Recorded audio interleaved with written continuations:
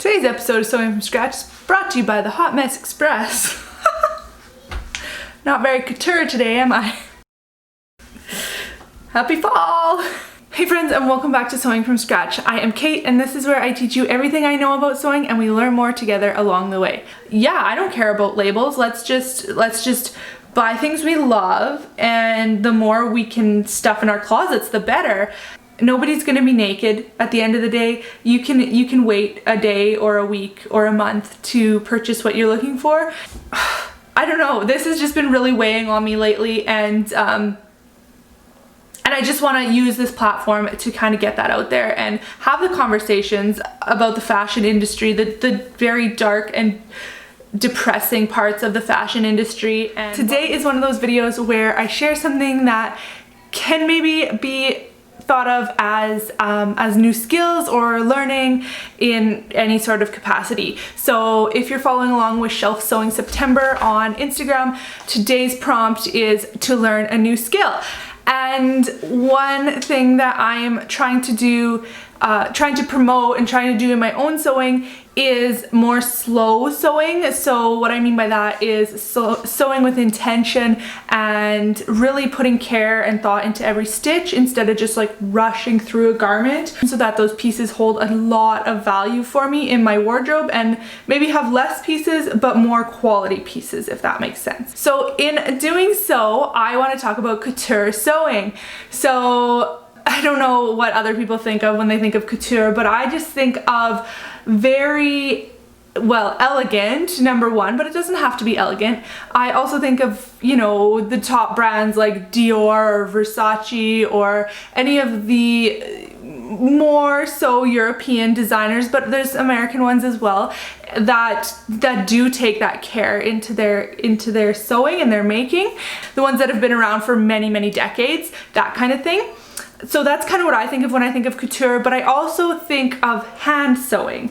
So you might think that couture sewing is just hand sewing, but it's not. There's an episode of the Dressed podcast that I will link the podcast below that talks about couture sewing. Well, I mean, they talk a lot about couture sewing, but a lot about how when sewing machines were first coming on the scene and things like that, and it was kind of a secret, like how could these fashion houses, how can they pump out so much clothing at such an alarming rate? Well, they had sewing machines. Yes, they were treadle machines and all that, but they had a machine now to do what was originally done by hand.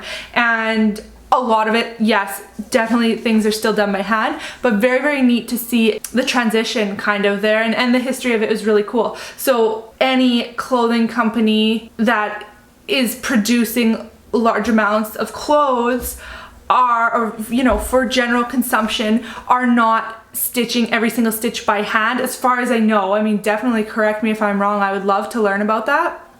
So couture doesn't just mean hand sewing is what I'm getting at, but a lot of the more advanced techniques, or not even advanced techniques, but a lot of the techniques that we don't use in our everyday sewing are hand sewing. So we're gonna get into that, but I just wanted to say that couture sewing doesn't necessarily mean 100% hand sewing. So I just want to say before we get started, if you're not sure what I'm talking about when I mention Shelf Sewing September, I'm going to leave some links down below. I have a quick little intro video for that. It's like 2 minutes long, where you can learn more about Shelf Sewing September, and then I'll also leave the link to my Instagram where it's taking place. There's prizes throughout the month. We gave away our first prize last week, and there's some really fun things going on there. So definitely make sure you check that out. Shelf Sewing September is all about using what we have on hand to reduce our environmental impact, sew with intention, and learn new skills. So today is learning new skills. So again, I'll have those links after this video. Go check those out. Don't forget to hit that subscribe button so you don't miss further videos, and let's go. I'm going to start with the easiest or the simplest techniques, and then we're going to kind of advance. So I have 5 for you, and let's get to them. The first one I want to talk about is doing muslins or toiles, and this is a practice garment. Just making a practice garment, taking the time to do that, to get your fit right. And I don't just mean we're gonna do a practice garment, we're gonna rush through it, okay, yeah, it fits, let's go. I mean, make your practice garment and then put it on and look in the mirror and really kind of dissect that. Do the shoulders fit properly? Is there some bagging, you know, on the shoulder head there? What about if it has princess seams, what about the bust line where it follows my body? Is that really fitting nice, or is the dart needing to be moved up or down? It's a simple fix. You will not regret it. So pants, obviously, you're probably gonna need a few muslins to go through with your pants. There's things that can just elevate your sewing, and you might think, oh, you know, it fits, I'll wear it, it's fine. But if you do those little tweaks, it's going to fit that much better, and your reward will just be extrapolated on that. So definitely take the time, if it's a special garment, to do those fit adjustments, making muslins or toiles where you need to, and just get it right, because you're putting time into this. You might be using fabric that cost you a decent amount of money, and you don't want to waste it, right? So you don't want to make something that you're not going to wear. So do the practice garments, make the adjustments to your fits, and continue doing that until you get the fit that you want, and then go ahead and make your final garment. And you might think, well, that's a lot of waste of fabric. It can be, but there are things you can do to minimize that waste. So there's something called dissolving thread, I think it's called, where it dissolves in water. And I've seen this used a lot for bra making. So when you're altering a bra pattern, you can just reuse the pieces and things like that. So I think I'm gonna try and link that down below, either in my Amazon favorites shop, or if it's not on Amazon, then in a separate link. Very cool. So you can use that and then just reuse the pieces. So when you sew them, don't cut the seam allowances really small, just leave a fair bit of room around your seam allowances, around your seams, and then you'll be able to reuse those pieces if you need to make them bigger. Muslins, toiles, important, I think, in everyday sewing. So make sure that you're putting that little extra care into the prep before you start the garment, because then once you get to the actual garment, it's going to be smooth sailing, and you know when it's done, it's going to fit you perfectly, and it's going to make you so happy that you'll just want to wear it all the time. Okay, number 2 is seam finishes. So couture sewing, traditionally, I mean, way back, there were no sergers, obviously. So what did they do to finish the seams off? Well, they did a number of things. Well, they did pinking. That would have been fairly popular, I think. And then there's other things where you can actually finish that seam so that the raw edges are hidden, and things that included there are French seams. Of course, I have a video on that, I'll link below. There are flat felled seams, Hong Kong seam finishes, and bias bound seam finishes are just a few that come to mind that I can mention right now. And they're all different ways of hiding that raw edge so that the inside of your garment is just as beautiful as the outside, and all those fraying edges will be tucked inside safely, and you're gonna have a beautiful lasting garment, which could be the reason why a lot of those pieces made in the 20s, 30s, 40s, 50s, 60s are still in existence, and they're in a lot better shape than anything that we purchase at a store now will be in 80 years. You know what I mean? So I think finishing your seams in a more fun way, maybe, or just that elevated way, will really take your sewing practice to the next level, and you're learning new skills, and then you can look at that garment and just, you know, and not everybody will know it, because most of your friends, if they don't sew, they're like, what? I don't care, like, whatever. But you'll know it, and it'll make you feel a little bit better, give you a little more spring in your step. And when you post it on Instagram for Shelf Sewing September, show off those guts and show us your pretty seam finishes, and we will appreciate them and ogle at them, because we know how beautiful they are and how much work and care and love you put into every single stitch there. Okay, so now we're gonna talk about hand sewing, and this can mean so many things, but there's 3 things that I think we can do in our everyday sewing using hand sewing to again take our sewing to the next level. So one is zippers, so hand picking your zipper in. I know I've been introduced to this a lot on the Love to Sew podcast, and I haven't actually done it myself, but you know, a day may come. And they talk about using beeswax with a different thread, stitching your zipper in by hand, and I saw some photos online, and and it makes the zipper nearly invisible in terms of its attachment.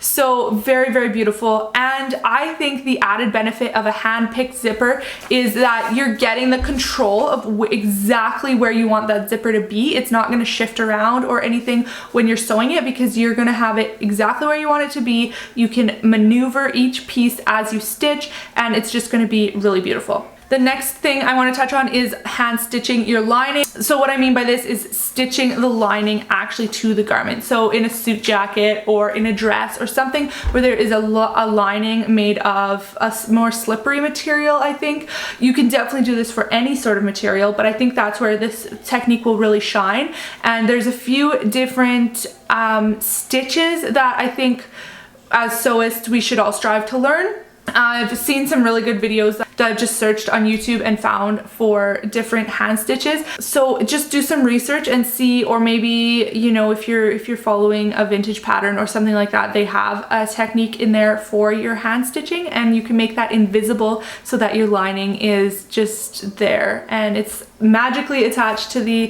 fashion fabric, and it's beautiful. All right, next is bound buttonholes, and this is something I had heard about, but I didn't really understand what it was.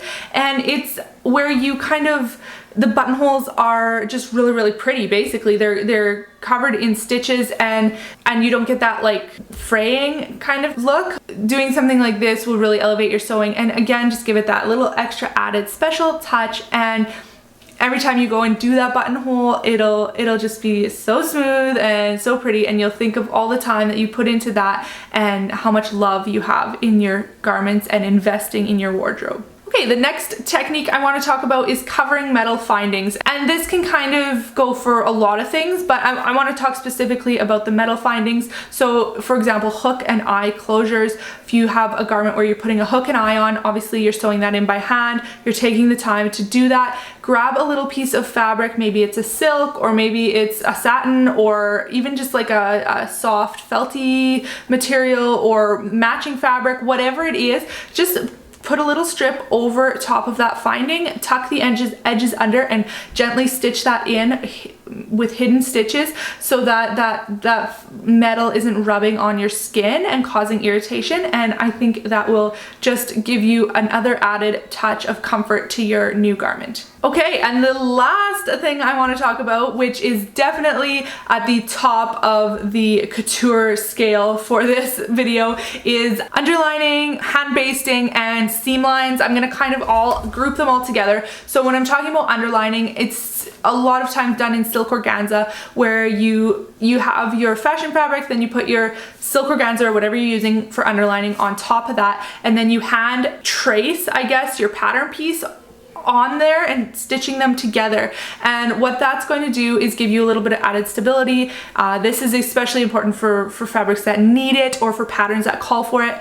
And that's very nice and all that. Not something we're going to do in our everyday sewing, but where I'm going with this is the seam lines. So in today's patterns, you know, PDFs and all that, we get a pattern piece and we cut it out, and it's whatever shape it is, and it has the seam allowance built into it, or maybe it doesn't. If it's, you know, European patterns don't always have seam allowance, so then you add your seam allowance in and you cut in, you know, a 1/4 inch or a 1/2 inch away from your seam line. Well, when you use a couture approach to your seam line, what you want to do is you want to leave a lot of room on all sides of your stitching. So if you're hand tracing onto your fabric, you're going to trace your seam line, and then you're going to cut away from that seam line a wide margin. So I don't know, whatever you're comfortable with, like let's say 2 inches, for example.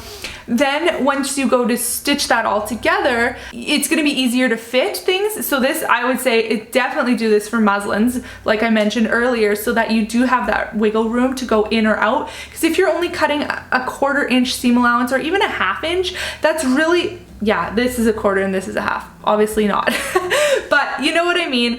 You're not having a lot of room to adjust or let things out if it's too tight. Adding those seam lines on your garment and then giving yourself a wide berth around that is going to help you just have a better fit overall for your garment. And then obviously when you're done, you go back and you finish those seams and make it all pretty and things like that. So that is all I wanted to talk about for couture sewing.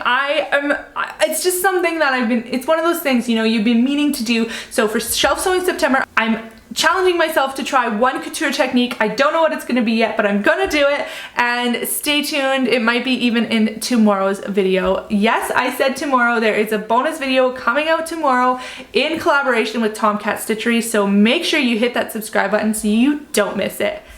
Today on PS with Kate, I wanna just chat about what fashion means, I guess, and we're gonna talk about this a little more in an upcoming video, but I just want to get at quality over quantity, I guess.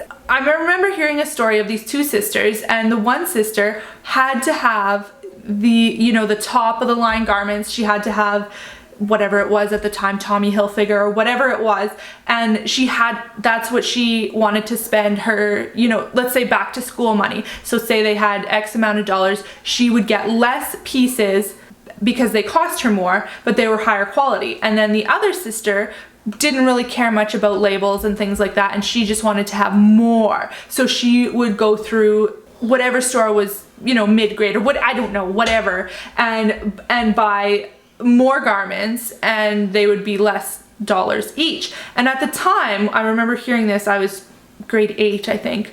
So like 14 years old, 13 years old. I remember thinking, well, the first sister is crazy. Like, why wouldn't you want more clothes? And I had that mindset for a long time. Yeah, I don't care about labels. Let's just buy things we love, and the more we can stuff in our closets, the better. Through becoming more minimalist and really discovering sewing and that kind of thing, my thoughts have really changed on that. And I think that the first sister, who had more quality garments, was doing the better thing, because then she had less to contribute to the landfill or the donation center or recycling or whatever in the end, right? But not only that, but because those garments were more money, we are going to assume, very, very not true across the board, but we're going to assume that they were made by people who were paid a living wage. So in today, let's take it to today. So if I go to Walmart and I'm going to buy kids clothes, and I'm going to buy something that is, they have $4 t-shirts and $4 leggings and all that. So I'm going to fill up my cart with $4 clothes for my kids. And I might get 20 pieces, so $80. That's a lot. Actually, that is a lot. Like, I get it. I used to do that. It makes sense if you're a mother and you're on a budget and you like, it's very, very tempting. But again, let's think of where that stuff is made. And I've talked about Walmart clothing before, like, why is it so cheap? And you just have to ask yourself that and start asking these questions. And if you're shopping with a friend, ask those questions, like, why do you think it's so cheap? And have that conversation. And then go home without the clothes and do the research to find some ethical brands or someone in your community who sews clothes. I know there are a ton of mama made businesses around that sew kids clothes, and you can purchase from that person. You know she made it, you know that she is trying to put food on her family's table, and you know that it's going to be, well, you don't know this, but hopefully it's made with quality materials. Yeah, you're gonna pay $20, $30 for a t-shirt, maybe more, or a pair of pants or whatever it is. So you might only get 4 pieces from that lady for your kids, but they're quality. Your kids don't need 25 t-shirts. Your kids don't need 17 pairs of pants. Neither do we, neither do I, neither does my husband. We don't need that much. That's going to a landfill. What's going to happen with that in the end? All of those questions. I don't know if it's more or less important, but again, who is benefiting from your dollar that you're spending on that $4 t-shirt? Just try and imagine if you were in those situations, or if, like, yes, those people need their jobs. That is why they go to work every day and get totally abused. they need that job to buy whatever food they can afford for their family, but they do not deserve those conditions, and they do not deserve to be paid the low wage that they are getting paid. You know how much work it is to make a t-shirt, and they're like, I don't know the math, but like, what if it's a penny a t-shirt or less that they're making, and you're supporting that? So let's just think about those questions again when we're shopping. Do we want quality over quantity, and maybe consider not shopping for clothing anymore at all if it's something you can sew. Yeah, it's gonna be more to sew it. You definitely cannot make a t-shirt for $4. So how can they? You know? I don't know. This has just been really weighing on me lately, and I just want to use this platform to kind of get that out there and have the conversations about the fashion industry, the very dark and depressing parts of the fashion industry, and what we can do to change it. So ask those questions. And you know, if obviously in Walmart, the person stocking the shelves or putting clothes on the hangers, they're not going to know what you're talking about, but you can still ask, put that thought in their mind, and then maybe they'll ask the next person, you know, and maybe they'll choose to work for a business or a company who has better ethics and things like that. And in this day and age with the internet and all of our technology, it's not hard to find an ethical brand for anything that you're looking for. So just do some research. Nobody's going to be naked at the end of the day. You can wait a day or a week or a month to purchase what you're looking for. In our society of like buy, fast, I need this now. All I have to do on Amazon is swipe and it's getting shipped to me. What that's creating is less thought, and they're really taking advantage of our impulse buys, and we need to stop that. We need to stop, think, take the time, do your research, and then when you're ready to purchase, you're voting with your dollar. And I think a change is happening. I think a change is coming. I think a lot of us want the fashion industry to be evolving into a much more ethically and environmentally friendly place, and it can't happen unless we all do our part as consumers. So just keep that in mind next time you're on Zulily or Wish or, you know, something like that. Thanks so much for watching, and I will catch you tomorrow in a really fun collaboration video. Bye!